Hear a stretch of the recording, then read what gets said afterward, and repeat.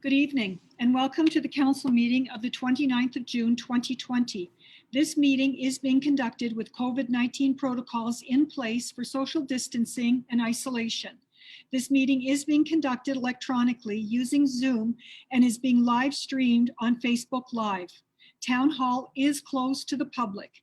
The most up-to-date meeting package is on Town of Kentville website. The public may send questions directly to the CAO's email at krice@kentville.ca. On behalf of the Kentville Town Council, I have extended our condolences to the Mayor and Council of the Town of Truro on the sudden passing of Deputy Mayor Tom Chisholm. This meeting is called to order.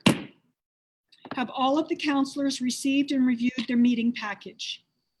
Does any member of council have information pertaining to a matter before this council which has not been publicly circulated? I will remind members of council that we are in decision-making mode and we should be mindful of our decision-making wheel. We have committed to making balanced and respectful and adhering to our code of conduct. We will be voting by poll. The chair will call your name and ask how say you. This method permits us to verbally record your vote. Are there any conflict of interest issues we should be aware of before this meeting commences? CAO Rice, could you please take the roll call? Thank you, Your Worship. All council are accounted for. We do have the Director of Finance, Deborah Kroll, Director of Engineering, Dave Bell, Director of Planning, Beverly Gentleman. Our Chief of Police will be joining us in a little bit. And we also have on the line today on our meeting is Solicitor Rick Dunlop from Stuart McKelvey, who is joining us for in-camera session later on the agenda. Sorry, Mayor Snow? Yes. I partly wanted to know if you could hear me, so I apologize first off for that. Also, I do have a conflict with regard to that, the property, the okay, so item 4C. Yes, yeah. All right. Jennifer wasn't hearing me at first, so thank you. Thank you. All right, you have before you the proposed agenda. There are two additions. So the first addition is the PACE resolution in support of the FCM application, and that will go under unfinished business, item 4F. And in camera, we will have 9B, which is land. So moved. Thank you. And a second? Second. Thank you. All those in favor? Aye. Aye. Those opposed? Motion is carried. Thank you. We have 3 sets of minutes for approval this evening. The first set is our budget meeting on May 29th, 2020. It was our capital budget meeting number 2. They have been distributed. Are there any errors or omissions in these minutes? None? Then the minutes are approved as distributed. Moving on to our second set of minutes is council meeting on June 8th, 2020. They have been distributed. Are there any errors or omissions with these minutes? No errors. The minutes are approved as distributed. We also have our public hearing meeting on June 17th, 2020. They have been distributed. Are there any errors or omissions with these minutes? If not, the minutes are approved as distributed. Moving right on to our unfinished business.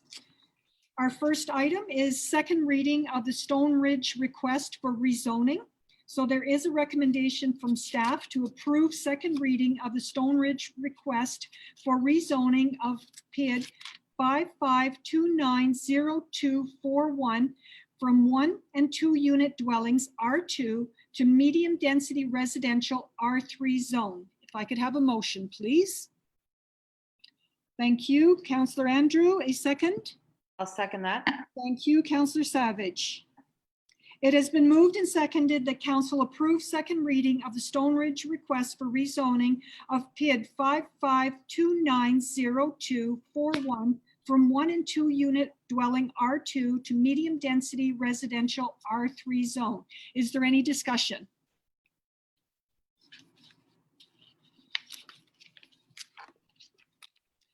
There being no discussion, are you ready for the question? The question is on adoption of the motion to approve second reading of the Stone Ridge request for rezoning of PID 55290241 from 1 and 2 unit dwellings R2 to medium density residential R3 zones. Councillor Savage, how say you? Yes. Deputy Mayor, how say you? No. Councillor Bolland, how say you? No. Councillor Maxwell, how say you? You're on mute, please. Yes. Thank you. Councillor Andrew, how say you? Yes. Councillor Pulsfer, how say you? No. I say yes. The motion is carried. Our next item of business is amendments to the land use bylaw municipal election signs. There is a request from council to approve first reading of the amendment to the land use bylaw of municipal election signs. If I could have a motion, please. Councillor Bolland, thank you. And a second, Councillor Andrew, thank you. It has been moved and seconded that council approve first reading of the amendment to the land use bylaw for municipal election signs. Is there any discussion? Councillor Andrew. So I just wanted to, it seems very unnatural for me to do it this way. So I actually kind of wrote out my thoughts. So I forgive me for that. This motion came about and was supported with the best of intentions, and I do believe that. But as our solicitor has advised, it is not something we can enforce. My personal dislike of election signs stems from a couple of issues. Aside from producing additional waste, they add additional election expenses for candidates at a time when means for communicating abound. Mostly, however, they are simply a tacky, outdated, and unnecessary distraction.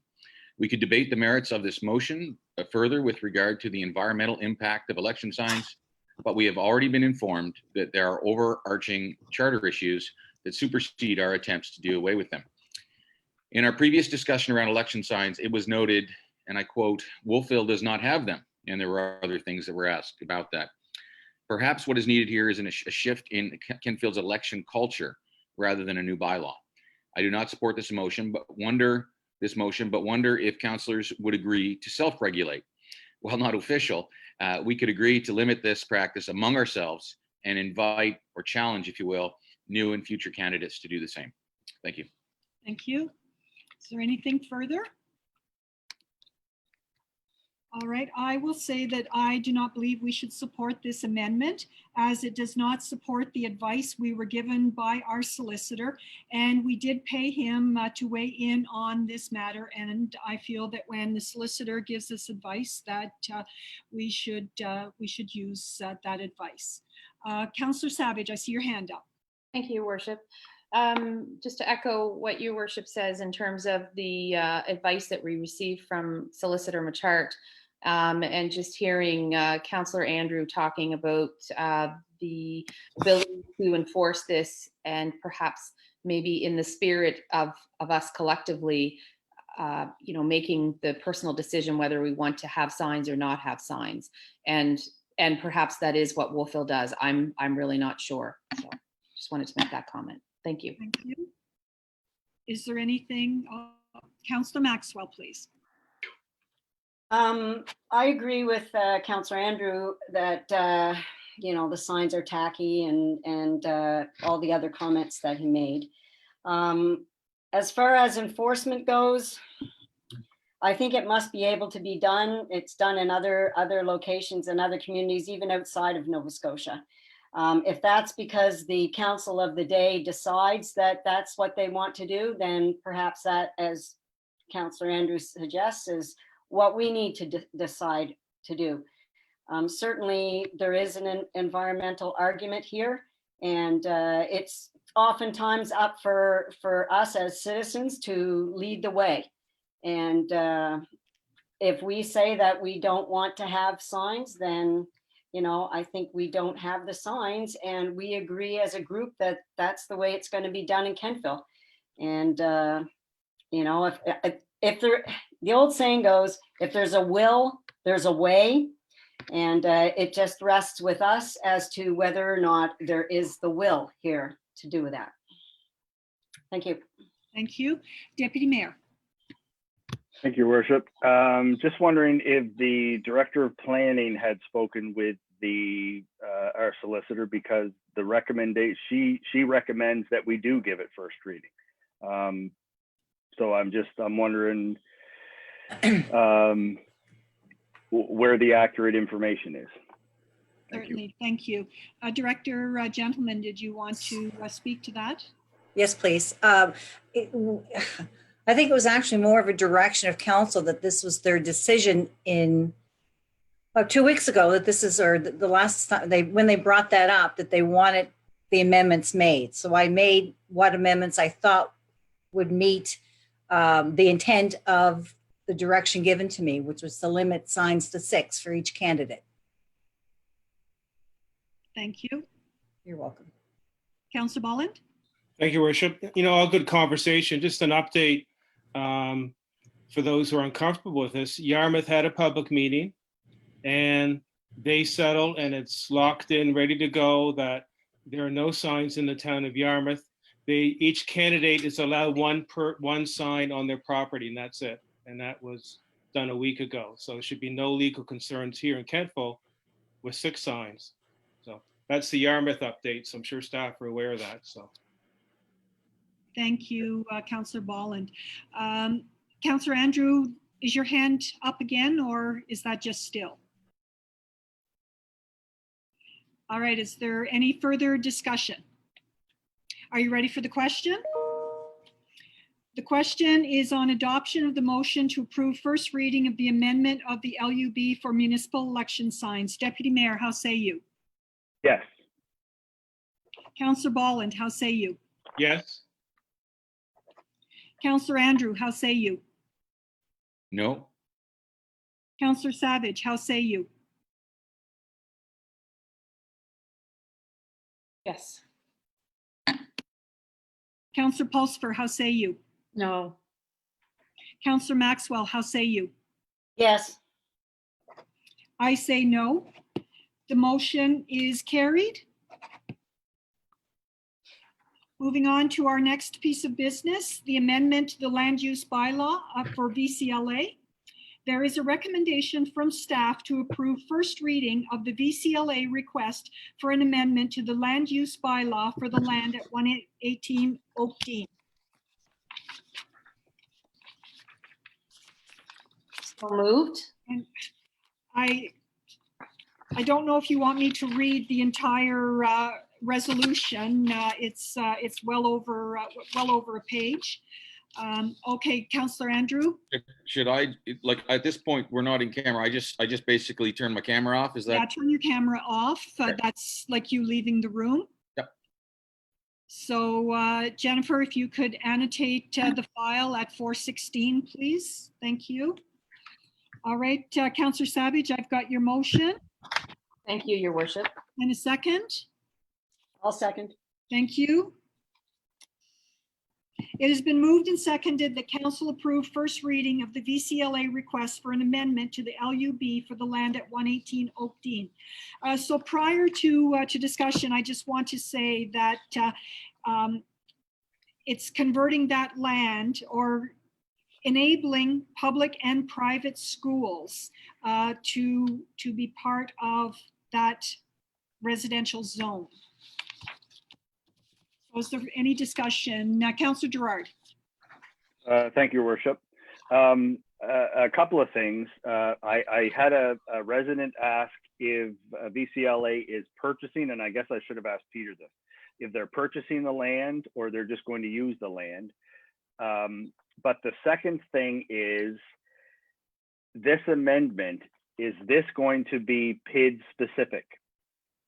So are we going to say, and I guess this is for Director Gentleman, is this PID specific, or are we saying that any R2 they can put a school in? So it's not any R2. Perhaps I should read the special requirements that go with it, because there's from A to G of criteria before. Okay, a- nope, a and VCLA. no need. I can do that. Nope, that's Okay, fine. and Thank VCLA you. is purchasing the land. Okay, okay. And your second question was? The one that you said you were going to go through, it was just about whether the R2 was going to be allowed schools, but nope. No, it's all very, right here. very specific in Yes, the yep. criteria. Director Gentleman, did you want to speak to this? Can you hear me? Yep. Yeah, okay, so going through this very quickly, yes, there are conditions for schools to private or public schools to be located in the R2, subject to a number of conditions. And when you actually look at them, it really limits their location. It's not PID specific, but it does enable that church, that building to be used as a private or a public school. But just in terms of process, if you vote to support this, as well as the sign bylaw, the changes to the election signs, we need to pick a public hearing date. Thank you. Have a date. Is there any further discussion on this matter? Are you ready for the question? The question is on adoption of the motion to approve first reading of the VCLA request for an amendment to the land use bylaw for the land at 118 Oakdean. Councillor Bolland, how say you? Yes. Councillor Maxwell, how say you? Yes. Councillor Savage, how say you? Yes. Councillor Pulsifer, how say you? Yes. Deputy Mayor, how say you? Yes. I say yes. The motion is carried. And now we need to pick a date for a public hearing, and we can do both matters at the same public hearing. That's correct. Yes. And we need to be 14 days from this point, or do you have a suggestion, Director? So, yes, I suggested the 22nd of July, initially at 2 o'clock, but if that doesn't work for folks, that'll fit within the time frame that I can get the ad to the Chronicle Herald, give it that 14 days in order for council to consider second reading at the end of July. All right. So if we do the 22nd of July at 4 p.m. so that people who are working can join us. If there's any matters that they wish to bring before this. So the 22nd of July, do I need a motion to make that date as our second reading? So if I could have a motion to have second reading of both the land use bylaw for VCLA and the land use bylaw for election signs on July 22nd. So moved. I'll Thank second you, that. Mayor. Second. Thank you. It's been moved and seconded that we hold a second reading of the land use bylaw on the 22nd of July with regards to an amendment for VCLA at 118 Oakdean and for election signs. Is there any further discussion? Are you ready for the question? The question is on adoption of the motion to hold a second reading on the 22nd of July at 4 p.m. with regards to the VCLA request for amendment to the LUB of the land and for the election signs. Although, Deputy Mayor, how say you? Yes. Councillor Bolland, how say you? Yes. Councillor Maxwell, how say you? Yes. Councillor Pulsifer, how say you? Yes. Councillor Savage, how say you? Yes. And I say yes. Now, although I have not polled Councillor Andrew, he has a declared interest with the 118, but he does not have a declared interest with the election signs. So, Solicitor, I saw your hand up. Yes, I just wanted to clarify the resolution. Bev will confirm, but I believe this is for the public hearing, right, Bev? Oh, public hearing. Sorry, Yeah, that's, so July 22nd will be the public hearing for both of those items, correct? Not second reading, the public yeah, hearing. not second reading, public hearing. Right. Can we proceed or do we need to revote that? Or did everybody know what I meant when I said? All right, moving on. Our next item of business is a draft noise bylaw. So staff has provided a draft noise bylaw for review. Council is asked to review the draft document and provide feedback and red lines back to staff for presentation at the July 13th council meeting. So that's your homework going forward from this meeting. Is there any comments or questions with regards to this before we move on? Councillor Savage. Thank you, Your Worship. I will direct my questions, if it's okay, to Director Gentleman. Yes, please. Okay. Bev, just a question. I was speaking with some residents over the last little bit about the minimum decibel readings that are included in some of the other noise bylaws in the town of Wolfville and within the county of Kings. At night being 45 the maximum, and during the day being between 55 and 65. Keeping in mind, it's difficult to enforce that.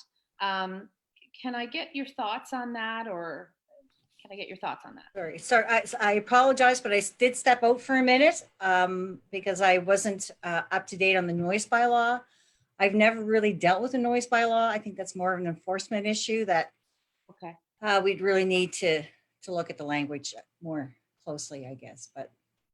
CEO, did you want to take that? Yes, thank you, Your Worship. I did draft this my work, good or bad, Okay. and in consultation with law enforcement and other municipalities, and I deliberately did not include decibel readings because they are extremely difficult to enforce. And I wasn't aware at the time, but I am now, that there is more than one type of a decibel reading, and you can actually get different readings off of different pieces of equipment. So deliberately left that out. A lot of things around noise can be addressed through the criminal code under nuisances.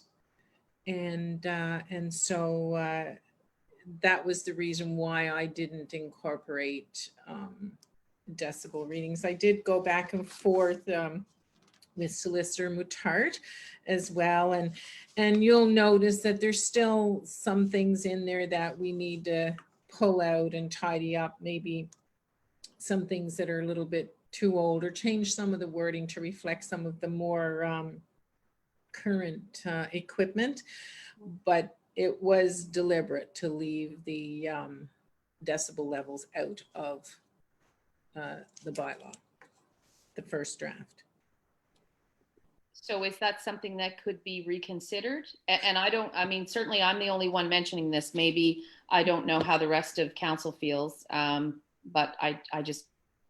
100%, absolutely.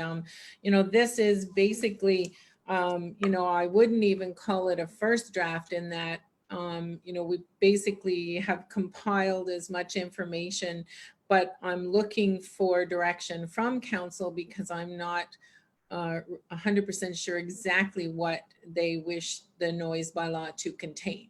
So that's the reason for asking council to provide their input back to me, so that we can actually complete a first draft. Okay, that's great. So I've posed that question and everybody else has heard it. So look forward to the 13th. That's great. Thank you, CAO Rice. Councillor Ballin, do you have? Yes, thank you, Worship. Through to CEO Rice. Great question, Councillor Savage. So what you're referring to, as I would agree, are, for example, a resident 2-3 doors down the street that has a sporty exhaust in their vehicle and it's noisy.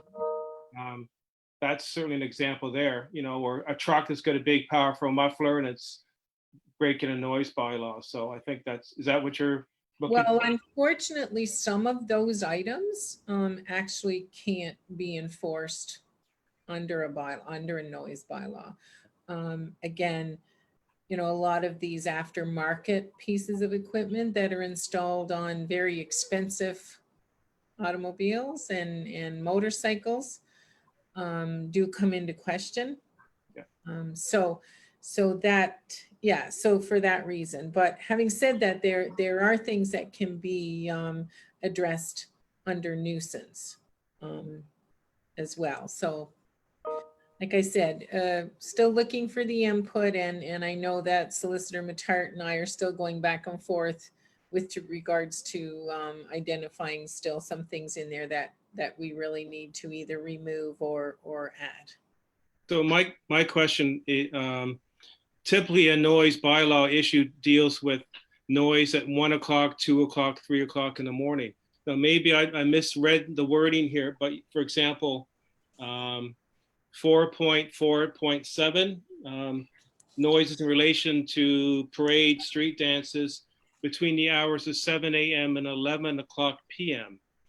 Is that correct, or should that? Yes, that's correct. And actually, I think you'll find that midnight is some of them, because I guess one of the things that we have to consider in Kentville is our festivals, Apple Blossom, Devil's Half Acre, those types of things, fireworks now, you know, being used by, they're more readily available at the residential level as well. So do we have coverage for someone that's in the neighborhood that's having a house party 2 or 3 in the morning in the noise level? That's what I'm looking at here. Again, that's something that would be addressed under nuisance with, then, you know, someone would call the police and they would determine if that's something that, you know, they would shut down.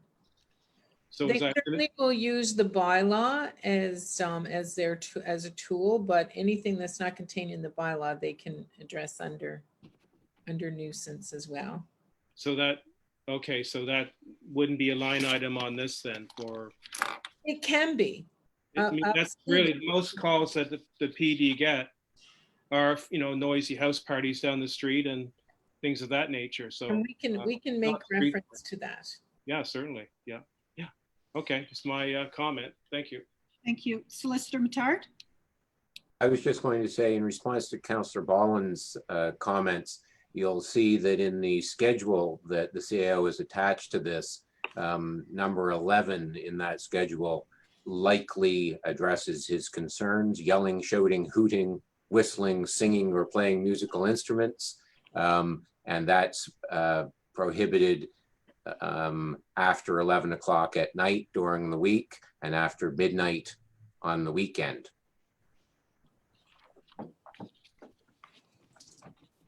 All right, is there anything further? Any further clarification required? You've got your homework. If you wish to submit anything into Jennifer as you complete it, please do so. Otherwise, we will discuss again on July 13th. Solicitor. If I could just add one thing to what CAO Rice had to say, I think it would be very helpful if each of you specifically told her what it is that you are concerned about. So for example, if it is house parties, let her know. If there's other things, because there are many things on this list that you may not be concerned about. And so my encouragement is to focus on those things that are a problem and to make her job easier. As she referenced, there's some old language in here dating back to what I believe are old diesel engines that probably don't even apply anymore. So if she can focus on house parties and not worry about other things, and it's only house parties after 11 o'clock at night, then that makes things a lot simpler. So perhaps consider what it is that's a problem that you want her to regulate, because this is a tool the police can use instead of pulling out the criminal code. Instead of charging somebody criminally, they can pull this out. Town of Wolfville of course, over the years has had many problems with house parties. Town of Kentville, in my experience, in my years of being involved with the police department and dealing with various types of calls and advising the police department, Town of Kentville's been very lucky in this respect. It has very few complaints compared to other areas, and so those things that are becoming a problem or have been a problem are the things that I would encourage you to address. All right, thank you. All right, our next item of business on our agenda is the report on the downtown space allocation. So on May 25th, I submitted an RFD regarding the allocation of space downtown and was submitted and subsequently supported by Town Council unanimously. And basically we spitballed some ideas and we asked staff to go out and find out what was possible, what was desired, and to come back to us with a report. So we have this report here. So I will open the floor to discussion, unless CAO, unless there was something that you wanted to start out with. Thank you, Your Worship. The report has been circulated, and we did work with KBC. We talked about a number of different scenarios, I guess, and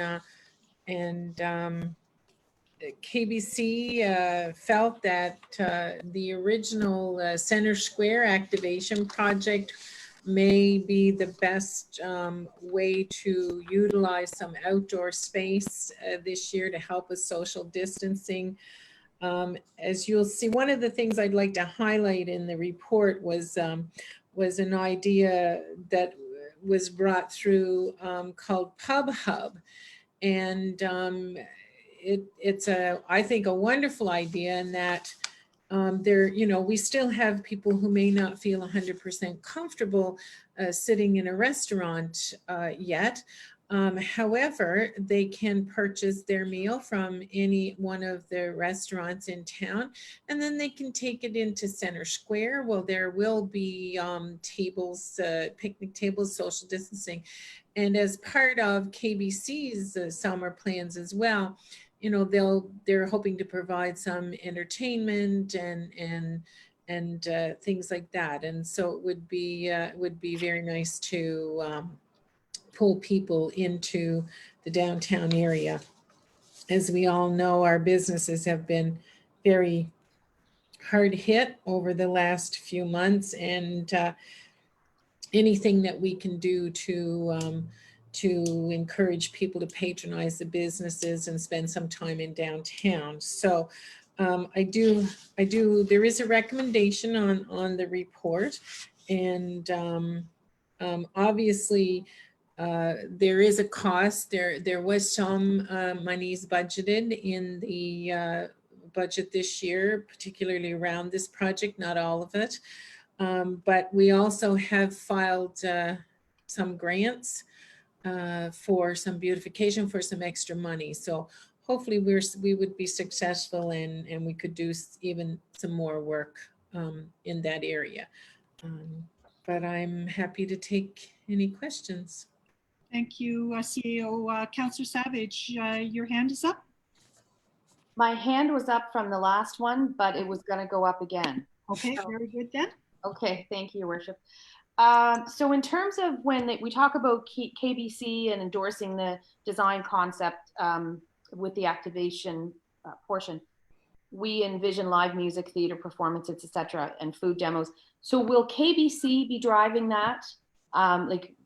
So they'll be sort of the engine behind that? Yes. Okay. Yeah. I think they have a number of things that they would like to do this year, and they do have the new stage as well that was purchased, and yes, so they're very much on board. I just had two other really quick questions. In terms of I know Mayor Snow had mentioned in her RFD on May 25th about patio fees being waived. Will that just essentially be a one-off thing, or will that be uniformly applied? We incorporated in our budget this year all of the fees for patios and that were waived. So there'll be no fees for that. Okay, and my last thing, if a business owner wanted to do a bump out of some sort, like in front of their business to allow for more physically distancing, that again would be sort of a one-off thing, I'm assuming. They would come to Come to and speak with Director Gentleman. Okay. And, as long as it fits within our land use and MPS, the same as the restaurants have their patios. As I said, the intention is, as council has said, to work with all of the businesses, and staff will do everything we can to assist council in making sure that our businesses are well taken care of this year. Okay. I mean, always we look after them, but Yeah. Thanks for the work on this. Thank you, Your Worship.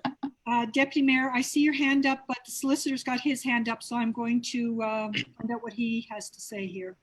I just wanted to add to what CAO Rice had to say in response to Councillor Savage's question. The vending bylaw for the town of Kentville also permits store owners to vend on the sidewalk immediately in front of their businesses. So there is some permission already in place for that. Businesses may not be aware of that, but if that was something they wanted to do, they should coordinate that through the town. That's great. Thank you. Thank you, Solicitor. Deputy Mayor, please. Thank you, Your Worship. So just a quick question. Where do we stand with the 56 parking spots, the survey that went out? No, there's no elimination there. That was not something that was identified as being of any interest at all to the businesses. They were very concerned about a reduction in parking. So the portion, there is a temporary reduction of parking spaces of 12, which my understanding is that KBC has agreed that that's something that would be acceptable to them. And again, that would be in the center square parking area, not on the streets around the circle of Webster and Aberdeen, like not in that circle. Okay. And in regards to the email that we got from Wade, has that been rectified? Because I don't think he was happy about the way that came about. So I had a few submissions from some business owners and KBC that it included that correspondence from Mr. Tebow. And what we did is we took all of the correspondence and we took it into consideration when we were preparing the report for council. I don't understand what that means. We took any correspondence that we received with regards to downtown and parking and expansion of I mean, in regards to, we were told that it was staff driven, and then the email came in that said no, it wasn't staff driven. Or sorry, we were told that KBC took this on upon themselves, and the email that came from Wade said we were told this was the exact question that was supposed to go out from staff via the administrator's office. Yeah, I'm not really sure what you're saying. There was discussion that went back and forth with regards to ideas of things that could happen. And part of that discussion was, do we eliminate some parking? Do we do something else? Do we do? And absolutely, but we were told at the last meeting by you that this was KBC took this on all by themselves. We asked them to assist us. That was discussed at the last council. The specific question of 56 parking spots being taken away, we were told by you that KBC did that all on their own. The letter that came from Wade. No, that's not correct, Councillor Gerard, Deputy Mayor Gerard. There was a discussion around eliminating parking on the outsides of the streets, on one side of the streets, on the 4 different streets that form the downtown area. And when the parking spaces were counted up, there was 56. That was spoken about with KBC when we had the initial conversation with regards to how they would feel about changing or doing something downtown that would expand the pedestrian social distancing. And but that was, and then that was, they came back to us with, I believe they put out a survey to their members. I didn't see the results of those surveys myself, but they did come back, and then we took, the staff took the results of the surveys and the input that we received from some business members directly, and that forms the report that you have in your hands today. Yeah. Okay. Thank you. Is there anything further on this? All right, we'll move on to our next item of business, and that is the PACE program. Sorry, Your Worship, if I may interrupt, is it council's wish that staff work with KBC to do some of the work in Center Square to help draw people into downtown, work with KBC over the summer? I'm just looking for a little bit of direction, that's all. You have me at a loss. The report that I'm looking at just says that they're going to do what they were going to do. Well, there are points for consideration, but as long as there's no objections, we'll move forward. I just wanted to make sure that there were no objections. Okay, well, Councillor Maxwell's got her hand up, so I'll find out what, Councillor Maxwell. Would you like me to make a motion to give that direction to the CAO? I can make a motion that we ask staff to continue with the downtown space allocation plan. I don't know that we need a motion. We asked them to go out and figure it out, and they came back and told us what they're going to do. So I don't know that we need, unless you see this as. I don't require a motion. I just want to confirm that we can move ahead Yes. with these plans. That's all. All right. Thank you. So we're moving on to PACE. You'll recall last July that this council made a motion to support an FCM application for some PACE funding. At the time, the money had still not been allocated to the FCM for PACE. They finally got an allocation of $30 million in the month of April. And slowly since that time, there's been some ongoing work with regards to, I'm going to call it an Atlantic Canada consortium. There's 2 towns in PEI, Charlottetown and Stratford. And here in Nova Scotia is Kentville and Wolfville. So there's 4 communities that are joining together to submit a PACE FCM or an FCM PACE application for some funding. And you can see by the document that was sent to you late this afternoon that we're looking for $5 million in loans, or $10 million in loans, and 3.718 million in grant money. And so now this is the request for you to support the FCM application.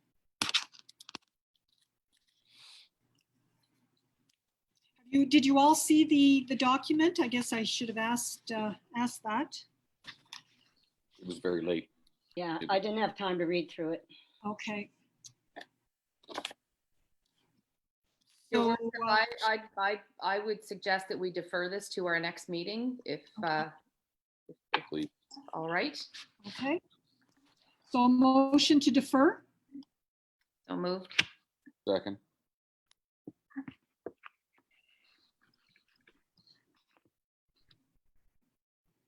It's been moved and seconded that we defer making a decision on the PACE FCM application until our next meeting on July the 8th. Is there any discussion? Councillor Bolland. Thank you, Worship, and good work. I know you've been working on this diligently with staff, and it's something that I tried to jumpstart 5 years ago, and at least we had the bylaw set up, so that's great. So yeah, we'll defer it, and because we need to know obviously where the funding is going to come from for this. But well, good work though. Okay, thank you. So if there's no further discussion, are you ready for the question?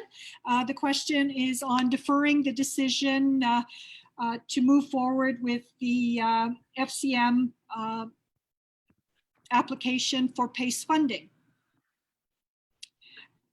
Deputy Mayor, how say you? Yes. Councillor Bolland, how say you? Yes. Councillor Maxwell, how say you? Yes. Councillor Pulsifer, how say you? Yes. Councillor Andrew, how say you? Yes. Councillor Savage, how say you? Yes. And I say yes. So the motion is carried. We will defer this until our next meeting on, I believe it's July the 8th. So it will come back as unfinished business at that time. So again, that'll be part of your homework going forward. So we're moving on now to our council reports, and we'll start with Councillor Andrew. Okay. I guess it's not going to come up on the screen, is it? Just the highlights. Just the highlights. Oh, it was. Well, I need to have a point of reference here. Just one sec, please. Where am I? Okay. All right. That's just coming up now. I kept it pretty brief. I guess King's Transit. King's Transit's been on, as people can imagine, quite a journey. Public transit and in a pandemic don't go well together. But the group has worked very hard. It's for those who've been watching and listening over the last 5 years. There was quite a mess and a number of problems in terms of auditing, and that's been completed with a very good grade by BDO. Services obviously resumed, and an application has been made to the UARB to alter the service to better represent what the numbers are telling us. And Joint Fire Service, we met in person for the first time in a number of months. And I guess of note, Matt Boats is retiring. And I guess those are the highlights. I'll leave it there. Thank you. Councillor Bolland. Thank you, Worship. So just the highlights. So Valley Waste meeting was on the 17th. I attended, like we all did, the public hearing for rezoning on the Stone Ridge Properties development. Just a few comments I had. Despite not having a traditional public meeting with COVID, there were a lot of emails and call-ins from residents expressing their current concerns that need to be addressed, and then those of the future if the application is approved and moves forward. But certainly good engagement despite COVID, and we didn't have a public meeting. But like many of us in town, on June 6th, I attended the Black Lives Matter gathering and march. Very emotional evening, and very powerful evening. Valley Waste, again, just a few tidbits. All the management sites have reopened, with some days approximately 320 vehicles lining up to get in at the western and eastern centers on the first few days of opening. There's a transition coming for bins to curbside pickup for cottage owners in many locations in the region. That's being worked on. On the COVID side, with the lower price of fuel at the pump, there's been some fuel savings of about $30,000 due to COVID. We reviewed financial statements last week, and then we're looking at them again tomorrow morning. There's an update coming to CAOs regarding retweaked management bylaw. So that's going to be coming to CEO Kelly's desk in the near future. All the Enviro depots are now open, as you've probably noticed in Umanis and other locations. And Valley Waste have attended to some litter cleanups up on Morden Beach up in the Bay of Fundy. And they took away 3 loads of litter that also accumulated along Black Hole Road as well. So they're doing some beach cleanups. That's my report. Thank you. Thank you. Deputy Mayor. Thank you, Your Worship. Let's see, last council meeting was May 25th. So June 17th, I attended the public hearing on the rezoning. And the only other thing that I had since the last meeting was June 19th, we had a Kentville Police Commission. And this will be coming up in camera, but we're recommending the collective agreement. We had a short discussion on the body worn cameras because of the because of the state of what's going on in basically North America now, but also because of the newspaper and TV articles that came out about KPS. And we also had a discussion over speed signs, and it was brought to the board's attention, which we brought to Julia's attention, which I'm thinking maybe the CAO has already talked to Public Works. There are still crosswalks in Kentville that haven't been painted. Normally they all get freshened up before apple blossom, but there's still a few that are faded so bad you can barely see them. Anyway, that's my report. Thank you. Excellent. Thank you very much. Councillor Maxwell. Thank you. Let's see. I've attended all the regular meetings here, but I will report on the Scholarship and Bursary Committee meeting. We met, and there are 3 people involved in that committee.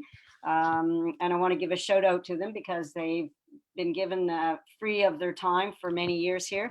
Mrs. Wendy Hood and Mrs. Marina DeWolf sit on that committee with myself. So we're looking at 3 retired teachers coming up with these bursaries and awards.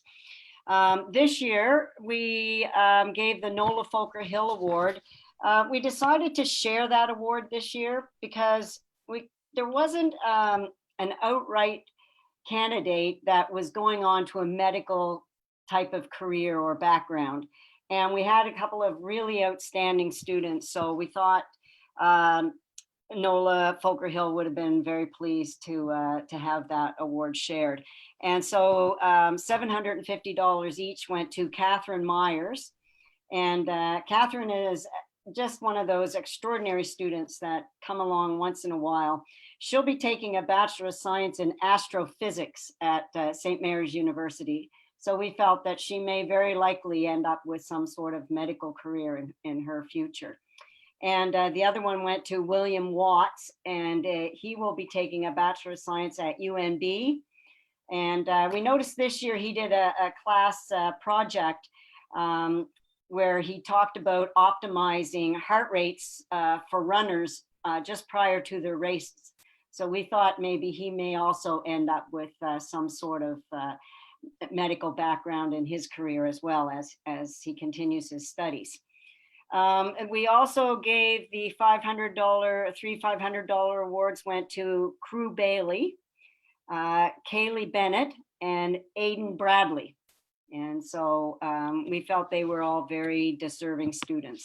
So I think the committee came up with some good choices out of numerous applications, and some very, very good students from Kentville attending NECEC, that's for sure. So it wasn't easy, but we did come up with them.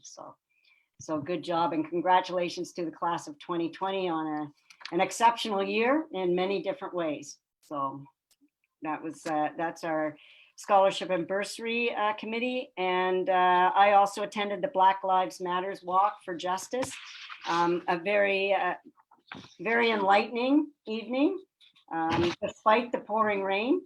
And I was so impressed that I would say at least 95% of the people there were wearing their masks.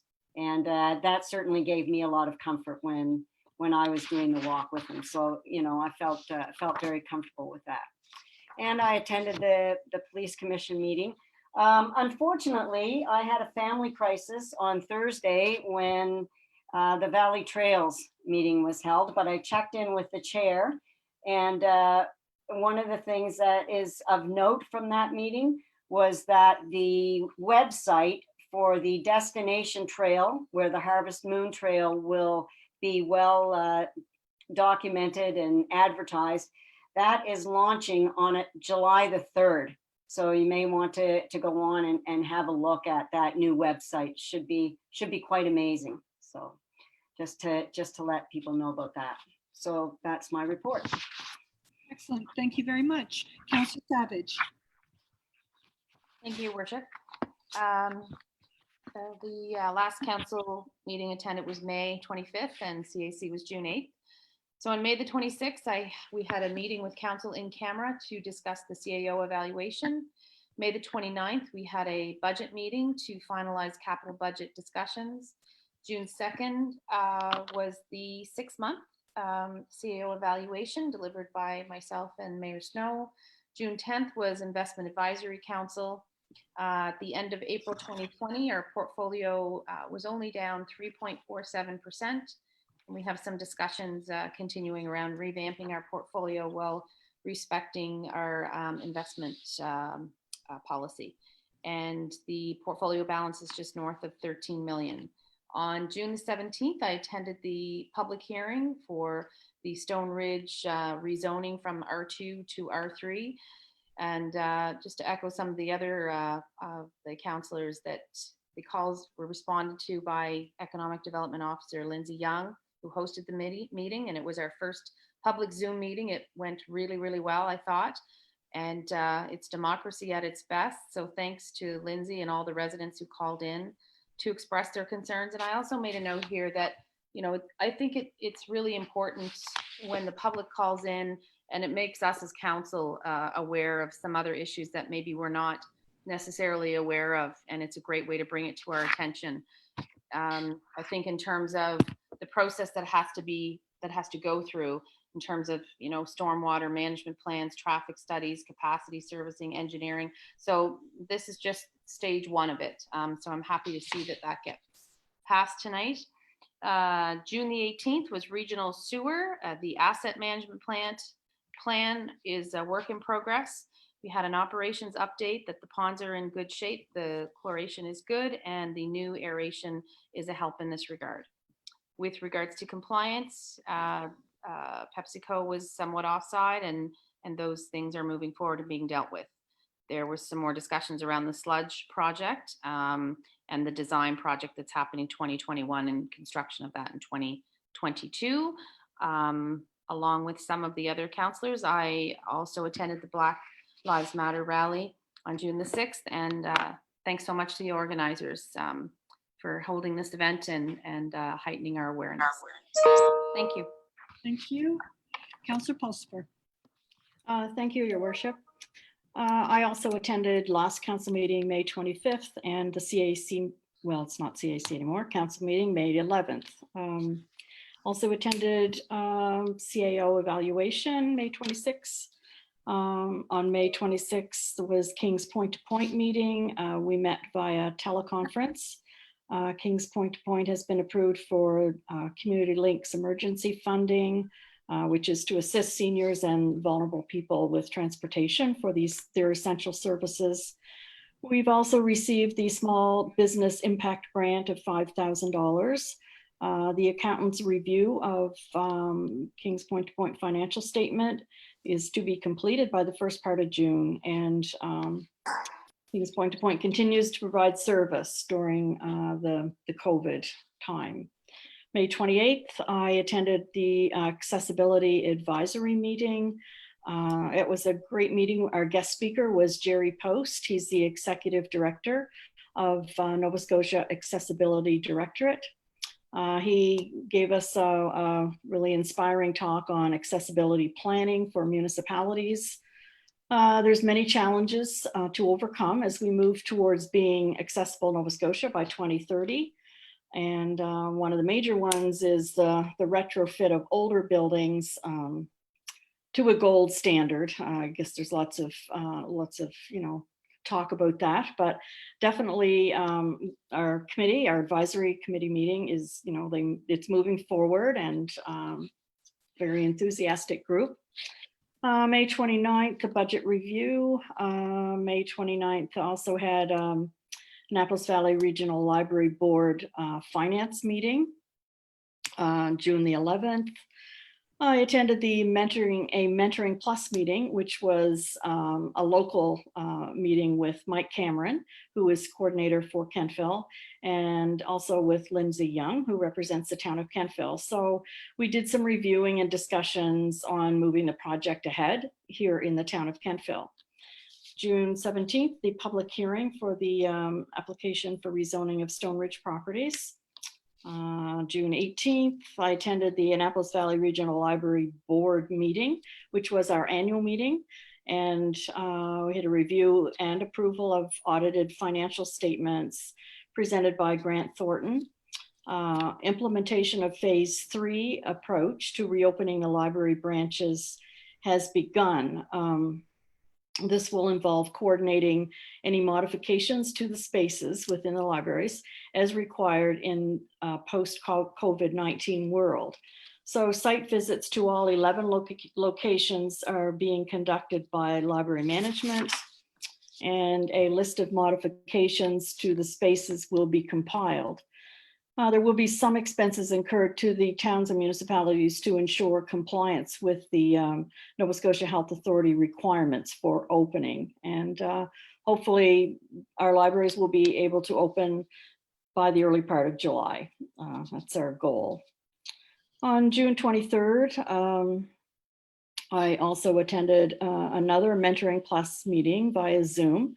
This was a municipality monthly meeting with all provincial members. Mike Cameron, Mentorship Plus Program Coordinator in Kentville, has been busy contacting mentors and agencies regarding this initiative. And he's seeing if they are interested in participating and becoming a part of this. Also, Mike has been meeting with various Kentville business groups, and he will be submitting a quarterly report to council at our next meeting. June 23rd, another Kings Point to Point meeting via teleconference. Bylaws are being reviewed. The grants are still being received from different levels of government.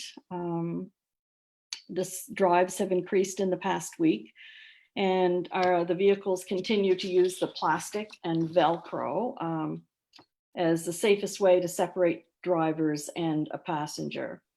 I just want to give a special recognition to the efforts of Faye, the manager, and to Diana, who works in the office, they both continued to staff the office throughout COVID, and they went to great lengths to ensure all their clients were served during that period and continue to do so.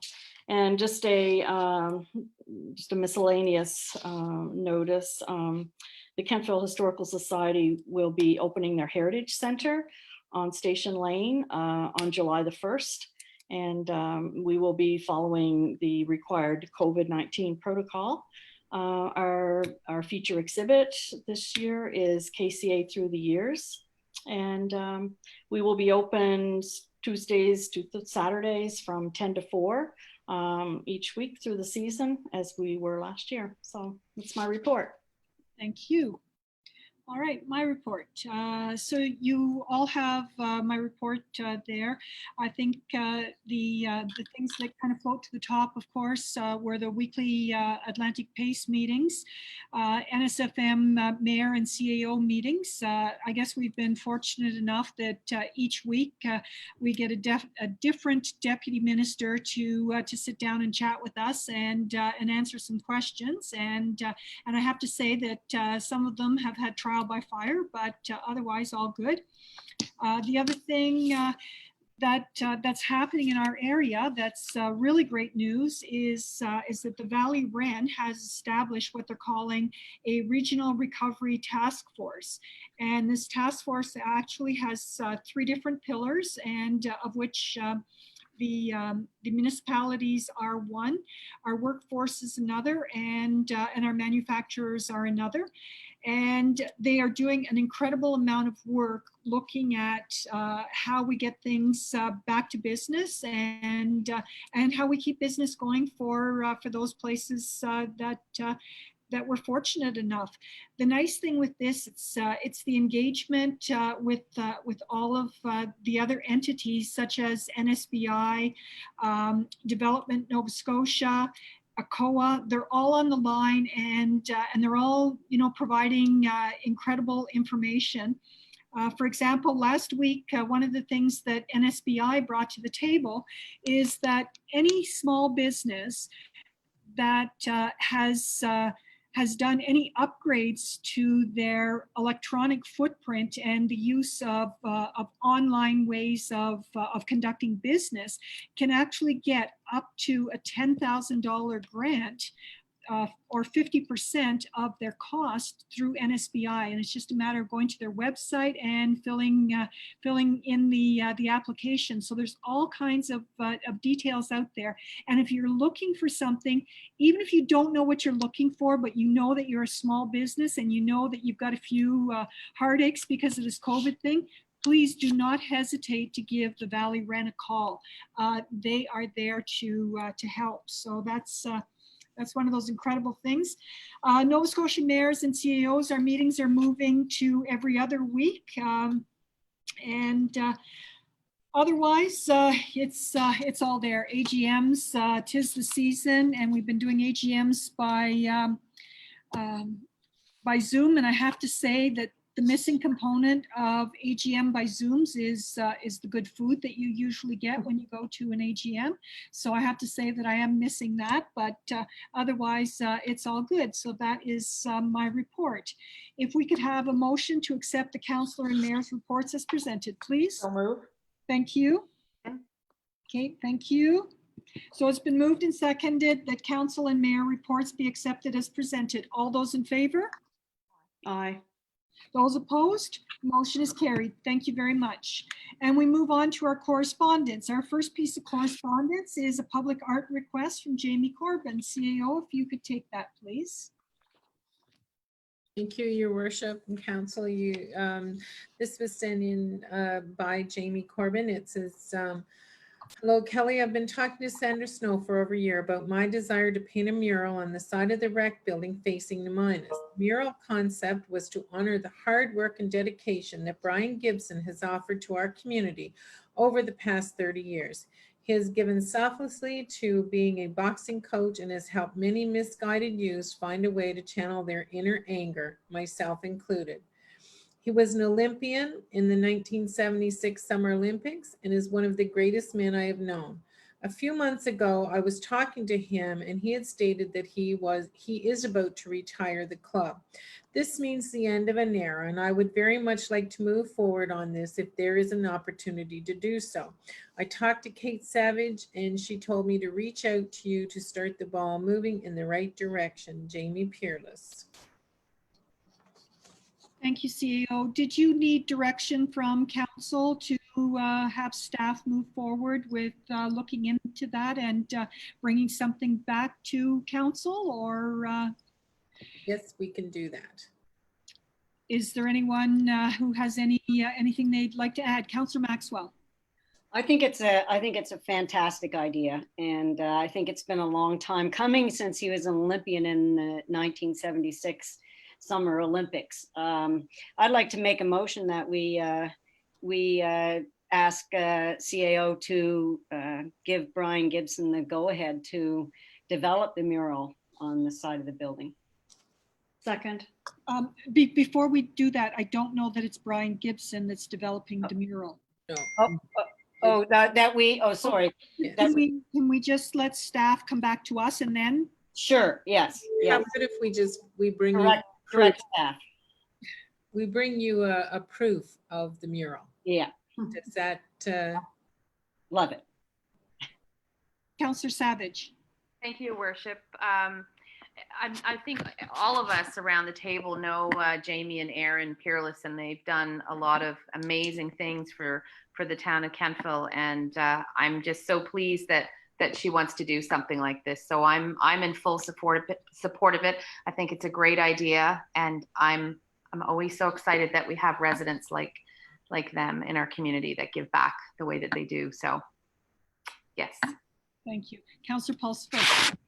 And I agree as well. I just think this is a wonderful idea, a great addition to the town, and a great tribute to someone that's worked tirelessly in a sport that he's loved, obviously, and then wanting to impart it to the youth. So I'm definitely in favor of this, definitely.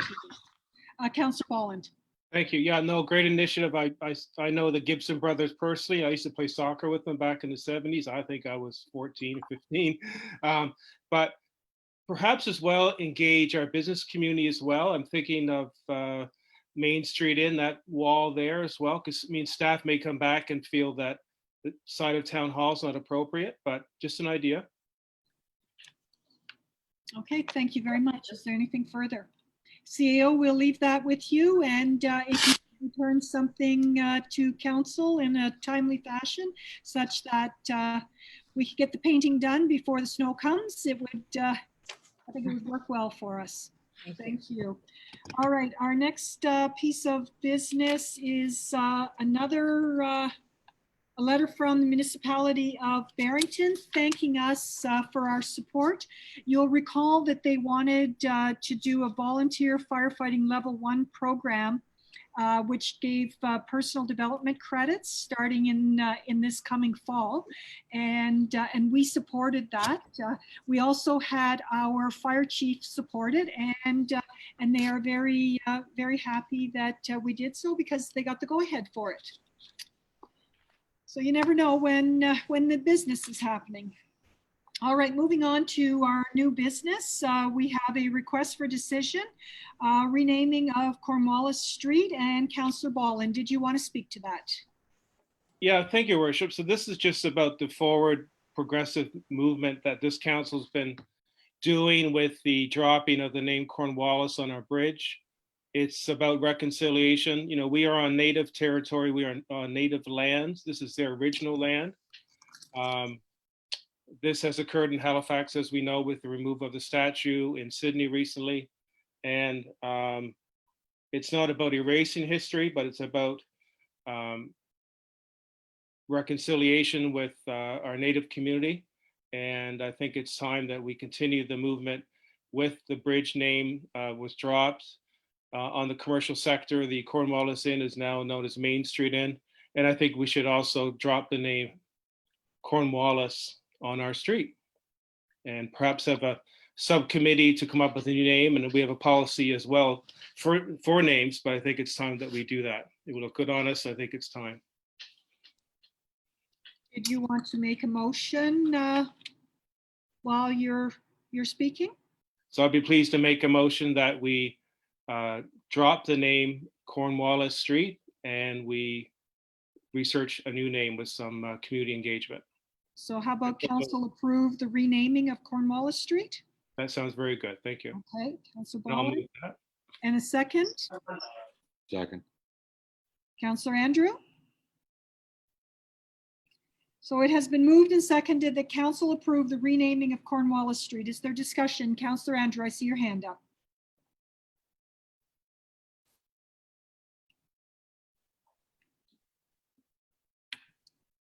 You're muted.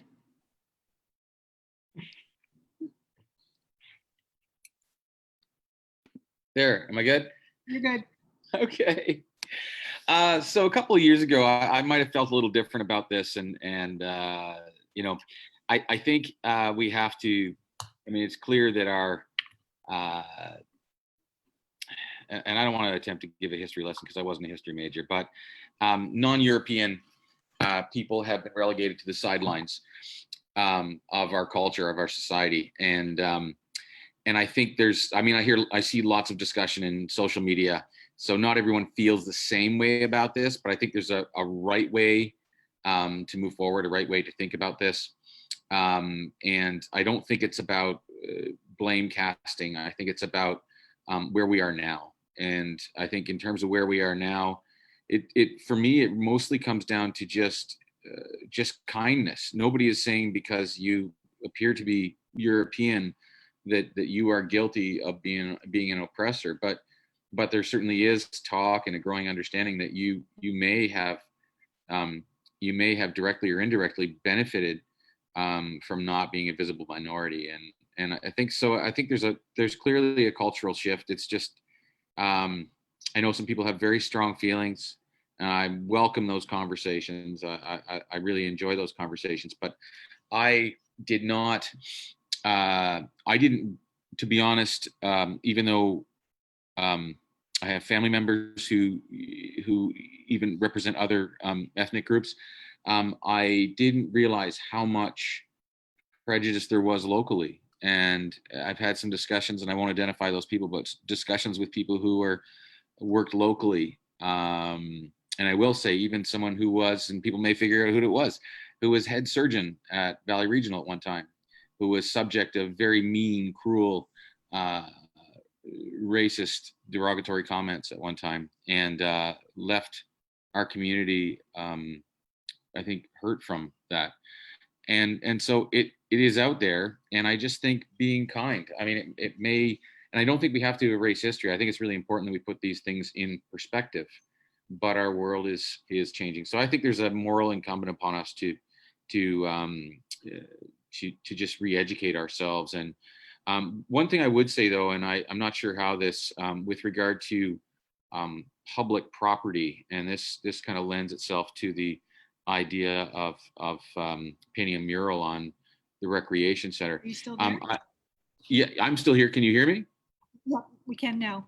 Okay, so one of the things that I'm wary about is because so I'm wary about any kind of identification with individuals or individuals or groups based on the risk involved of changes in virtues and values. And I with regard to Cornwallis Street, I guess my thought, and this isn't a comment about the possibility of a mural, but I do think what happens on private buildings versus what happens on public buildings are two different things, and I think we have to be conscious of that. So I would be inclined to avoid with a street name. I think let's look at what the historical fact is. It's a historical fact that our First Nations people have a long history and connection with this land. So coming up with a word that they identify, a name that they identify, makes a lot of sense. But even when it comes to our African Nova Scotian community or our First Nations community, I think to tag an individual, we should be learning by now that having individuals names associated with government property is just a bad idea, because there's just any number of things that can come down the pipe in the future. And so I think I just really feel strongly that we need to move away from that. So there probably is an Indigenous word that someone, if they, who's Mi'kmaq within our county, and we have 2 communities and plus others living throughout our community, that they can think right off the top of their head that word really would be a great fresh start for us, and they would feel represented in that. So those are my thoughts. Thank you. Thank you. Councillor Maxwell. Thank you. I think it's great. I think that we do need to recognize our oppressive history. I think history is important, and so certainly a recognition of that. is something that we should do. I've done some research just recently on reconciliation and the process of reconciliation, because there is a way to do these things that is more appropriate than us just heading off and going ahead and doing it. Today, it's important, I think, that we use what's called the 2-eye seeing approach. And this approach basically is where the Indigenous community and the non-Indigenous community come together and decide what needs to be done and how it needs to be done, and go from there. And I think too many times in our past, it's been our colonial nature to just take the bull by the horns and we go charging ahead without asking. And I think it's very important in this whole reconciliation process that we involve right from the get-go our First Nation community. And we ask them, and we sit down with a committee with them and say, okay, this is what council feels that, you know, maybe this is something that should be done. How do you feel about it? And they come up with a way to approach the whole situation. We need to bring those Indigenous voices into the conversation and let them determine where we go. And I think that that is the big part of the reconciliation process today, is having that community lead the way. And I don't see that it's up to us to lead the way. We allow them to lead the way, and we can open the door and say, you know, we're looking at this, but we want to know how you feel and what direction you would like to go. We need to let them tell their story instead of us taking the lead and telling it our way. And that's what I've learned in reading about the reconciliation process and this whole 2-eyed seeing approach. And you know, I like that Councillor Bowen wants to go ahead and make a motion here and you know, and do that. I think it's great. But I think maybe we should be asking CAO to set up a committee from town and approach our local Indigenous community and see what they think about it. And we may want to put a storyboard out on Cornwallis Street. I think it's important we let them tell their story. So that's my feeling. Thank you. Councillor Pulsifer? Thank you, Your Worship. I agree, and I like the idea of a partnership, of reaching out to the Indigenous community instead of us maybe telling them or coming up with a name or, you know, whatever. I believe that drawing them into this this initiative of recognizing them, I just think it's a great way to move forward. You know, history will never change, but recognition within our history can change. And you know, I think it's a great idea that Councillor Bolland came up with for this, and I definitely like the idea of a partnership with the Indigenous. So yeah. Thank you. Councillor Savage? Thank you, Worship. I mean, certainly there have been plenty of atrocities that have happened in our history. And, you know, I commend Councillor Bolland for bringing the motion forward, and to Councillor Maxwell's suggestion there about, you know, sort of bringing the 2-eye seeing approach. And I've heard of that before. We've talked about it a little bit in the Diversity Kings Committee that I'm on. And that may be something that I can certainly bring back to the, well, Jim Windsor is the chair, but Brittany with the County of Kings sits on that committee and certainly has all of those ties within the community that she could bring some partnerships together if that's the will. So yeah, absolutely. Thanks so much. Thank you. Councillor Bolland, I see your hand up there, but I just want to make sure that I get everyone else before you speak again. Okay, I would like to add a few words. So the town of Kentville and specifically through our recreation department, has a relationship with some of our First Nations people. And we have, I'm going to say, a very instructive and constructive relationship with Elder Carolyn Landry and her sister Nini, and they have done some work with us with regards to staff training and that sort of thing.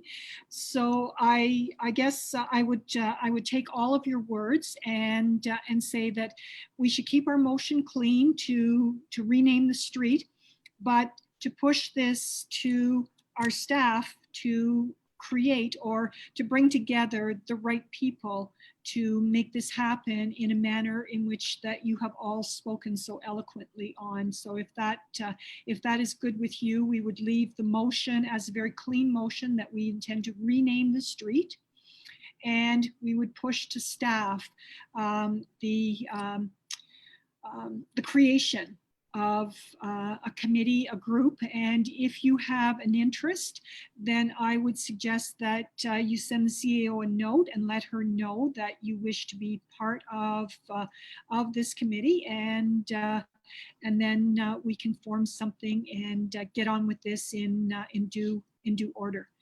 Councillor Bolland. Yeah, no, thank you very much. So again, my original comment was that we do engage with them. I'm personal friends with Chief Gerald Tony, and he will be very pleased about this. I've known him for years. We used to ice race together, etc. And he's always made comments about Cornwallis Street. And I just want to quote the Premier. So the Premier made a comment in the House of Assembly 5 years ago when Halifax was looking at this. And he said, quote, "Is there a way that we can ensure that we reflect our history and not having the founding people, the original people, the people in Mi'kmaq territory, to be offended by how we reflect that history?" So that's the same path that we're on. So, and I would like to be part of this committee as well. Councillor Pulsper. Thank you. I just wanted to add that the idea of a interpretive storyboard, I think would be an excellent idea to bring some recognition to our Indigenous peoples who were here in this area, who lived here in this area of Kentville. So there will be, there's space for more storyboards over by the Heritage Center, and I just love the idea of the interpretive board. And Thank you. So one of the emails that we received from a citizen that was forwarded to you had several links in it. And one of those links was actually to a map of Nova Scotia. And if you scan on the map with your mouse, it actually takes you to different locations and tells you the Mi'kmaq name for different places, and actually tells you how to say it. So of interest, Kentville is actually Pionek. So Pionek is Kentville when you scan this map that was sent to us as a link. So is there any further discussion? Are you ready for the question? The question is on adoption of the motion to approve the renaming of Cornwallis Street. Deputy Mayor, how say you? Yes. Councillor Savage, how say you? Yes. Councillor Maxwell, how say you? Yes. Councillor Pulsifer, how say you? yes, Councillor Bolland, how say you? Yes. Councillor Andrew, how say you? Yes. And I say yes. The motion is carried. Thank you. Moving on to our next piece of new business. We have the COVID-19 Town Hall renovations, and we have a report from staff detailing the renovations required to Town Hall, public service areas as a result of COVID-19. And I'd like to hand over the floor to Director Bell, please. Thank you, Your Worship. The reopening of Town Hall requires a medical barrier, COVID-19, et cetera, and it is felt that a more permanent solution than hanging plexiglass be considered that also incorporates recommendations from a recent KPS security audit. A security audit was conducted by KPS and it recommended that public access to restricted areas of town hall, such as finance, IT, upstairs offices, council chambers, etc., be limited and granted by a staffed person, reception person in the finance desk.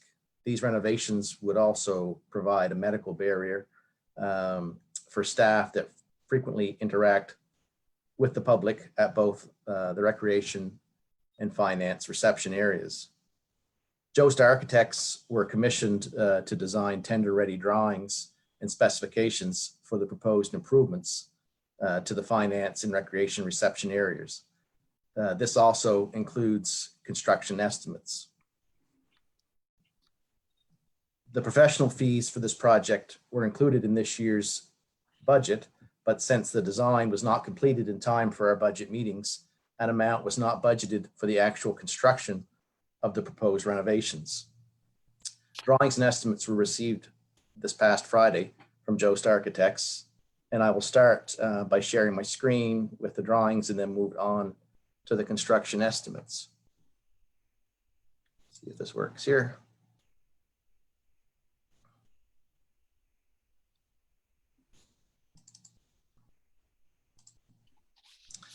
I'm kind of zoomed in. This is a 3D view. Can everyone see that? Yes. Yeah. Okay. This is sort of a 3D view of the reception area. I can actually switch to a kind of a walkthrough. I don't know how slow or chuggy that will be over the internet, but I may try that. But you can see here, this is sort of the existing steps upstairs into today where the finance desk currently sits sort of as an island in the middle of the area. But it's wide open for people to sort of at will walk around the desk, and there's been folks found various times of the day and evening, in behind the reception and where the vault is, down where our servers are and things like that. So this plan proposed by Jost Architects would close off the elevator area with sort of fixed glass on the outside, and kind of closes in that elevator reception area so that folks would have to be buzzed in, or staff and council would have a key fob that the door into the elevator would be operated by a staff member at reception here at the sort of the curved portion of the desk. And there would also be a barrier-free access for folks that need that service to meet with staff or pay a bill, that sort of thing. So it involves sort of the total removal of the existing desk that sits there today, and be replaced with this desk. I'm going to switch and see if I can do a walkthrough. There's a little. Does that come up on your screen, or is that just my screen? Nothing's up on our screen yet. Okay, I think I have to. Maybe Jason needs to help me here. I need to stop sharing that. Share it again.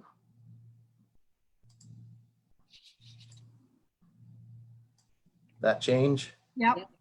Okay. This is a walkthrough, and it may be slow because we're all over different various speeds of internet. But as we walk into, let's see if I can do this here. Kind of like one of those first-person games where you're walking through a maze. But to the left, there would be sort of standard waiting that we have now, waiting area, and then to the right, if I go in here and turn around without, if I make you sick to your stomach, I apologize. It's a little motion sickness here. See if I can do this better. Wow, that's hard in the head.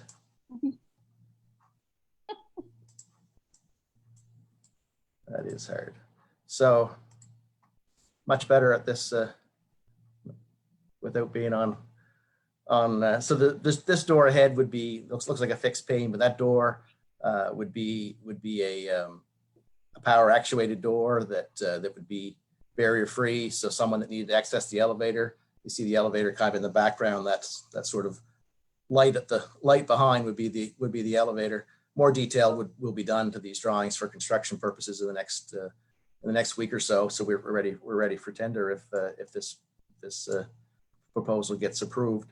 This would be a door that would be powered, and someone would be here at the desk at the left that would let someone in that needed to go upstairs, or else staff would be called to come down and meet with that person, and they could even meet in a more secure area at the barrier-free desk or somewhere like that, if that was the staff person's decision to rather than take them upstairs to their own office. But once you go through that barrier door, you would turn and staff would have access. This door on the right would actually looks like a fixed pane, but it's a door that would swing towards us, I guess. So you come into the back of existing finance, and this would be the backside of both the barrier-free desk and the sort of the main staff larger desk over here, where someone would be essentially all the time. So those are sort of the concept views of the proposed changes, which would again would include essentially full removal of the current desk and replacement with fixed pane glass and a new, more functional sort of two-person desk in the finance area. As well, the recreation reception, I don't have any pictures of that just yet, but that area would be would have some permanently installed plexiglass. It would be tempered glass. I'm hearing that plexiglass is being, or even Lexan, being sort of questioned as a building material in these public spaces. Doesn't meet certain fire codes and for flame spread and things like that. So we're looking at a permanent solution that would include tempered glass and a full permanent solution to address both security and medical barrier for staff. I'm going to stop sharing that and switch back to which one? This one, I guess. You can see there's some sort of mock-ups of the desk from both the public side and the staffed side, and some of the doors. Here's at the swing of the doors that I was talking about on the sort of plan view area on the screen, where this one would be a power actuated door opened by reception for people to come in, and then this one would be a staff only access where staff would have a key fob on their person to open that door. I'll now switch over to sort of the financial. We had, I guess I don't have that right in front of me here, do I? Shoot.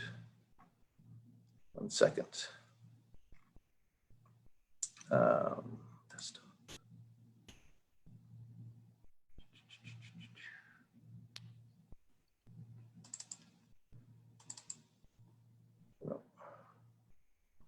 Okay. The estimate came in today from Jost Architects, and I guess I don't have that on the screen, but they did a breakdown for both the finance and the recreation areas of reception, and their estimates sort of before HST was in the order, and that includes a contingency and some other soft costs, comes in in the order of 91,600, and we've budgeted basically 110,000 for this work, and feel that's a fairly accurate estimate. Of course, it could come in higher or lower than that, based on the time of year and how busy contractors are, but Jost have a lot of experience here in the Valley working with local contractors, and feel they're I feel their estimates are quite accurate. So that's sort of where the budget implication stands. I guess I can take questions now before recommendation. Is that the right order of things? How about if we put a motion on the table and then Sure. people can ask you questions? for the I can. discussion? I'll make the So recommendation. the motion is that council approve the Yep. tender of security and medical barrier renovations to the finance and recreation reception areas of Town Hall. And further, that council approve the additional funding of $110,000 from capital reserves required to the approved 2020-2021 capital budget. Motion, please. So moved. Thank you. And second? Second, Thank you. second. It has been moved and seconded that council approve the tender of security and medical barrier renovations to the finance and recreation reception areas of Town Hall. And further, that council approve the additional funding of $110,000 from the capital reserves required to the approved 2020-2021 capital budget. Discussion. Deputy Mayor, your hand is up. Thank you, Worship. This is a question for Director Bell, and I think you and I have had conversation, if not about this, about other things having to do. So is this estimate that they've given, is it based on strictly what the work that needs to be done, or a lot of architects will do, it's based on this and then our fee? I know that we've already paid, or I think we already budgeted $20,000 for the architecture design and drawings, and I'm just wondering if this is based on an additional commission, or whether this is going to be $100,000 worth of work. I think I understand your question, Deputy Mayor, but no, their fees they're a fixed fee. They're not on a percentage basis. They gave us a firm price back prior to our budget meetings of the 15.5 range, and we budgeted 20 in there to cover things like HST and things on top of that 15.5. But now that is a fixed fee, and these are strictly construction cost estimates, not no other soft costs there that would be professional fees or the like. This is true construction cost. Perfect. Thank you. You're welcome. Councillor Savage. Thank you, Your Worship. So it was hard for me to tell, Director Bell, there's no new walls or anything like that going up, are there? Or are there? Not essentially, not new walls, but new glass corridor that would sort of close in the area parallel to the elevator. So it will seem like a wall, but not a full wall. But these are full height glass partitions that that act as a security barrier, and also, I guess also medical barrier in that sense for things like COVID. But really, the COVID screens are separate the staff from at those two desks, the curved desk, which would be essentially full-time staffed, and the other desk, which would be more essentially a secondary or to deal with a citizen that had mobility issues or needing to sit at a barrier-free desk. But no, the only real new wall, we'll say, is a glass wall that a two-sided wall that closes in the corridor next to the elevator. Okay, that's great. Yeah, I think it's timely that we're doing this, and it's probably overdue. So great. Well, I think it's a very tasteful design, and it looks wonderful. Thank you. Thank you. Councillor Bolland. Thank you, Your Worship.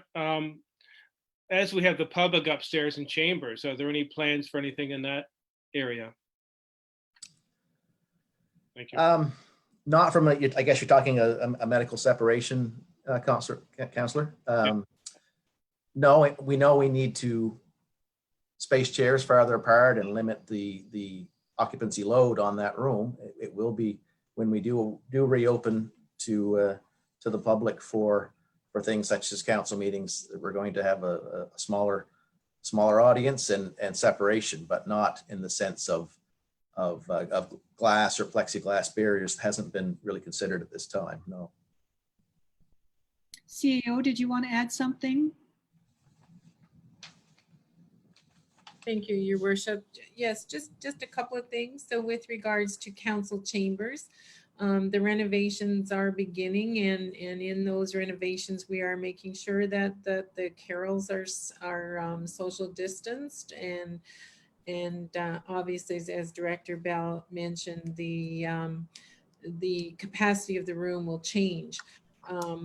There may be a requirement to put some tempered glass between the mayor's chair and the CAO and the recording secretary. We're just waiting to hear from the contractor with regards to that, because as you know, that is one piece. But that will be included in the council chamber renovations. The other thing I just wanted to bring to council's attention is that it has been announced that there will be funding coming to the municipalities to help with the COVID-19 renovations, and that's upwards of 80%. So as soon as that funding is formally announced, we will be applying for it. Thank you, CEO. Deputy Mayor, you have your hand up. Yes, one more question for Director Bell. I remember when KPS came and gave their presentation about the security of the building, the access to the entire downstairs was an issue. Is this going to be incorporated somehow in the new renovation? Well, it does. It really directs people to that front reception where they can't, the general public cannot get in behind that desk into finance, into where the vault is, down where IT is. It totally shuts that off and makes that area secure. We're also looking at the potential to make recreation side more secure, that during an evening meeting, it would be open during the day, but during an evening meeting, we'll say sort of a mall type sliding barrier, like the kind that you'd see at, I'm picturing sort of the either glass or metal that collapses into the wall. That could close the entire recreation area off and make it secure during sort of after hours meetings and things like that. So essentially, both those areas will be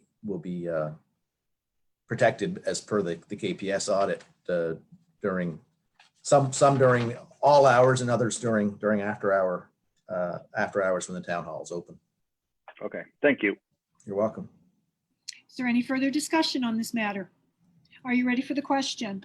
The question is on adoption of the motion to approve the tender of security and medical barrier renovations to the Finance and Recreation reception area of Town Hall, and further that council approve the additional funding of $110,000 from capital reserves required to the approved 2020-2021 capital budget.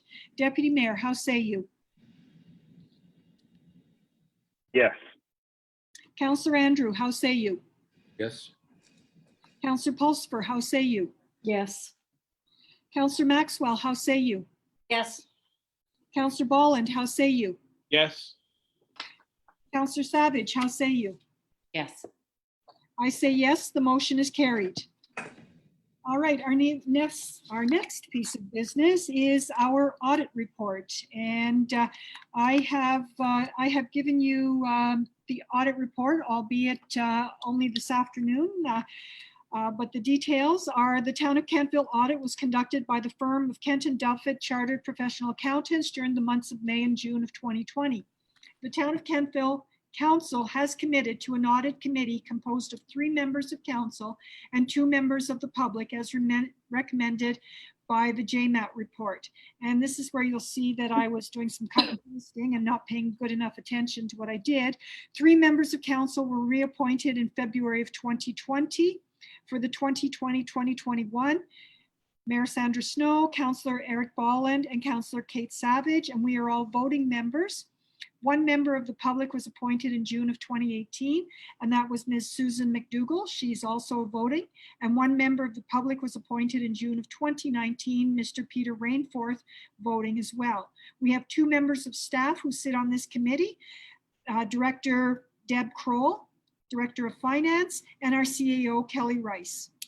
The audit committee met today to discuss the results and conduct the audit with Mr. Andy Force. Additionally, he delivered the audit statements and management letter. Director Kroll, if I could ask you to provide council with a few of the highlights of our financial documents. Did we lose her? Oh, there she is. She might be muted. Okay. I'm pressing the wrong button to try to unmute myself. Here I am. Can you hear me now? We can hear you now. Thank you, Your Worship, and good evening to everybody. We have forwarded a 43-page document, our audited consolidated financial statements. That is for the town of Kentville for the year ended March 31st, 2020.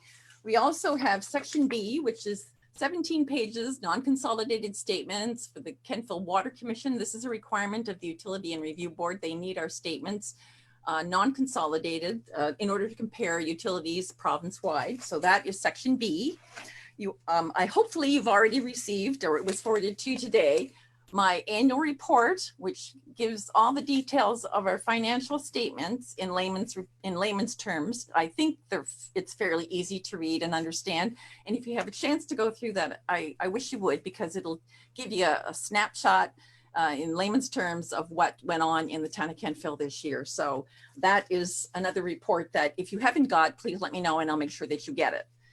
But all in draft form until the audit committee met today, and the audit committee has reviewed the statements. But just a couple of highlights about our statements. If you look at page A-3, which is our statement of financial position. In the old days, it was called the balance sheet. It's a snapshot of the town of Kentville at a certain date. And the certain date, of course, is our year end, March 31st, 2020. This gives a good indication of the financial condition of the town. We're looking at the financial assets increasing by almost 1.1 million from last year. And we're looking at our liabilities decreasing about $842,000 from last year. Our liabilities decreased in our long-term debt. Our long-term debt went down about $521,000 between 2019 and 2020. That is good news. We also had our bank loan. We have a bank loan to temporarily borrow while we're building our capital acquisitions. That moved downwards from about $1 million to around $620,000. So that was a reduction of that liability of around $386,000. Our cash, our investments increased about $143,600 between 19 and 20. And our financial assets, which is our cash and our receivables and our land held for resale, increased about $914,000 between 19 and 20. All told, our net financial assets, which is one of the key indicators of a municipal government, moved upwards $1.9 million between 2019 and 2020. What that means is that the town of Kentville could pay off all of its liabilities at the statement date and have $1.9 million left. Now that can't be done, but it's an indication of financial health. We also have non-financial assets. Those non-financial assets are TCAs, our tangible capital assets. Those actually decreased slightly because less capital was built this year. But in any event, we're looking at our tangible capital assets totaling around $42 million, about 79% of our accumulated surplus. Our accumulated surplus, which is the bottom line of the statement, moved upwards $1.7 million between 2019 and 2020. Which is really, really good news. So at the end of the day, what that means is that the town has financial abilities as well as non-financial abilities, which is also the TCAs, our assets to provide service delivery well into the future. So essentially Kentville is in a terrific spot this year. I'm proud to bring this statement to you. We're looking at also our reserve funds have moved upwards, money held in reserve for specific purposes or not, so, or just for any general purpose, moved up about $1.1 million. We have $17.9 million in reserve. Now the bulk of that, of course, comes from our perpetual fund, but nevertheless, we have significant funds in all of our operating and capital reserves to help with any future issues that arise, such as the rebuild in the finance department. That was an unknown at the time, but we have the money to cover that, or anything that we have planned or anything unexpected. So at the end of the day, please give it a chance to at least read the annual report to see the financial condition of the town. We're in really good shape. So that's my nutshell comments on the audit. I'd like to thank as well Andy Force for his work from Kenton Duffet. It was wonderful. It's a wonderful audit. Thank you very much to Andy. I'd also like to thank the members of the finance department for their work in helping prepare these statements, get everything ready, and the timelines with COVID-19. We're on target as we normally are. This is typically when we bring our statements to council for ratification. So there was a lot of busy work done by the finance members, but I'd like to highlight Robin Pace's work in preparing the statement. So many thanks to her, and thanks to all of you for your guidance throughout the year. Thank you very much, Director Crowell, for those kind words. I'd like to relate a few things that our auditor did say to us. He is absolutely thrilled at the fact that our budget and where we end up at the end of the year are in such good shape. One of the things he said to us is that we are 95 to 98% accuracy, and that is definitely a reasonable assurance of our financial position. Now, he also talked about our next audit will be under the same rules as what this audit was, but the subsequent audit, so 2 years from now, there will be new standards which will be used. So that means some new forms and that sort of thing. But those are particularly in presentation.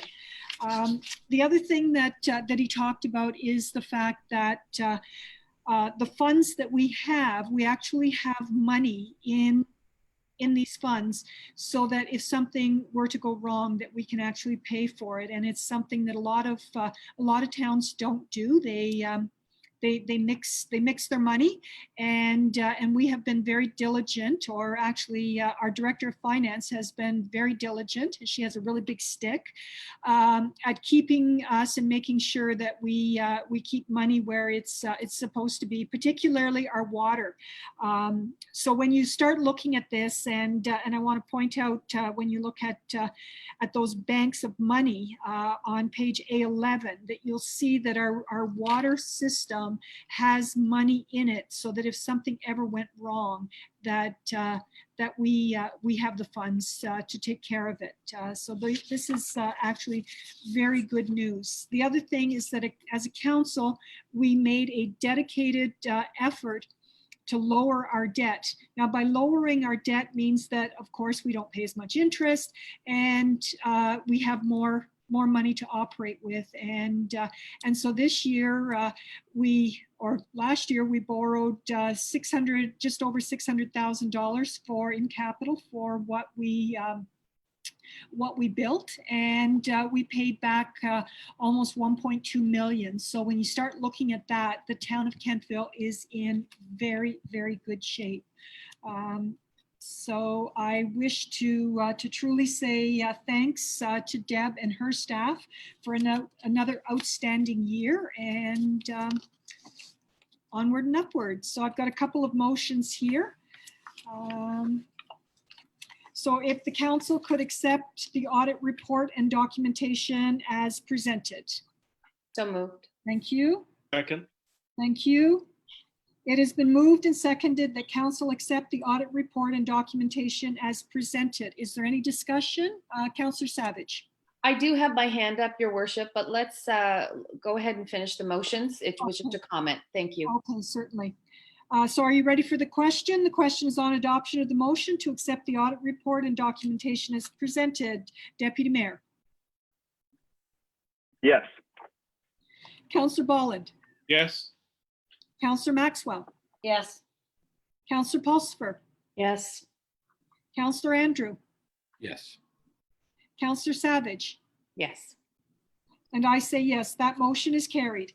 Our next motion is to reappoint the firm of Kenton Duffet Chartered Professional Accountants The audit committee recommends that the town of Kentville reappoint the firm of Kent and Duffett Chartered Professional Accountants to provide audit services for the year of 2020-2021. The firm was previously selected and approved for a 5-year contract. You'll recall that we did that last year with the town of Kentville. Reappointment occurs annually as a matter of form. So the motion is that council reappoint the firm of Kent and Duffett Chartered Professional Accountants to provide audit services for the year 2020-2021. So moved. Thank you. Second. Thank you. It has been moved and seconded that council reappoint the firm of Kent and Duffett Chartered Professional Accountants to provide audit services for the year 2020-2021. Are you ready for the question? The question is on adoption of the motion to reappoint the firm of Kent and Duffett Chartered Professional Accountants to provide audit services for the year 2020-2021. Councillor Savage, how say you? Yes. Councillor Andrew, how say you? Yes. Councillor Pulsifer, how say you? Yes. Councillor Maxwell, how say you? Yes. Councillor Bolland, how say you? Yes. Deputy Mayor, how say you? Yes. And I say yes, the motion is carried. Thank you. Audit report committee appointments. We're very fortunate, as the CAO has pointed out, that not only do we have 2 members of the public on our committee, but as well that they wanted to each re-up for another year, as is permitted by our policy. So it is recommended that council appoint the following citizen committee voting members to the 2020-2021 audit committee: Ms. Susan McDougall and Mr. Peter Rainforth. So the motion is that council appoint the following committee voting members to the 2020-2021 audit committee: Susan McDougall and Peter Rainforth. So moved. Thank you. Second. Thank you. It has been moved and seconded that council appoint the following citizen committee voting members to the 2020-2021 audit committee: Ms. Susan McDougall and Mr. Peter Rainforth. Are you ready for the question? The question is on adoption of the motion to appoint the following citizen committee voting members to the 2020-2021 audit committee: Ms. Susan McDougall and Mr. Peter Rainforth. Councillor Pulsifer, how say you? Yes. Councillor Maxwell, how say you? Yes. Councillor Bolland, how say you? Yes. Deputy Mayor, how say you? Yes. Councillor Andrew, how say you? Yes. Councillor Savage, how say you? Yes. I say yes, the motion is carried. Now, if anyone has any questions, comments, or anything that they wish to direct to Director Kroll or the CAO, you may do so. Councillor Savage, please. Thank you, Worship. Obviously being on the audit committee, I attended the meeting today, and I just wanted to make a note around what our accountant told us today. And just the fact that we're leading edge with our internal controls. We're gold standard. We have a digitized approval process built in, and our internal controls are excellent. So those are all things that we as a town would obviously want to hear from our accountant, and it just speaks to Director Kroll and her team and the good works that they do. So I just think that's really important to mention. So thank you. Thank you. All right, there being, Councillor Bolland. Thank you. I just want to echo those comments as well. I've been, a part of council in town here for almost 15 years, and Deborah's been part of that. So she is, one of the few staff you'll see in her office on a lot of Saturday mornings working as well. So she's a soldier. She's sharp to detail. Her pencil's always sharp, and unlike a lot of people that push numbers, she always has a good sense of humor. So she's a great team player. Thanks, Deb. Thank you. All right, there being nothing further, typically on our agenda, we have public comment. And at the beginning of each one of these meetings, I have said that a citizen may contact the CAO directly. And we have one contact directly to the CAO. So if you'll bear with me, I'll read it off of my cell phone here. Dear Mayor and Council, we are extremely concerned about the decision around this rezoning application. We noted that although the vote was close, there was no discussion prior to the vote during the June 29th, 2020 meeting. As you know, there were numerous concerns expressed during the recent public hearing. As far as we are aware, none of these concerns were addressed. Please let us know how the town plans to allay these concerns. Also, could you please provide us with information on the rationale for this decision? Jesla Monroe and Mark Hughes.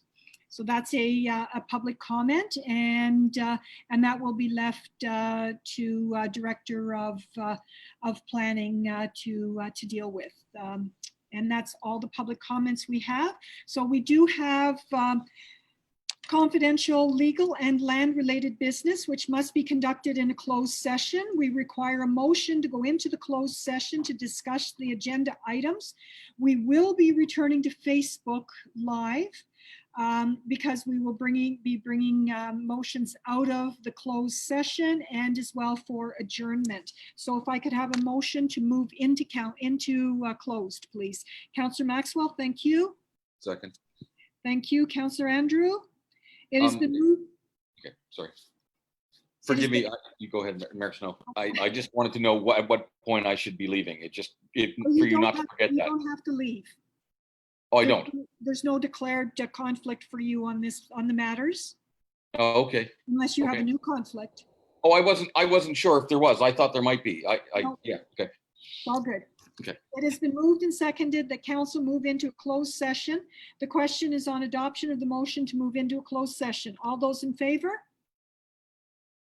Those opposed? Motion is carried. Thank you. It is now 6:07. If we could go off of Facebook Live, please.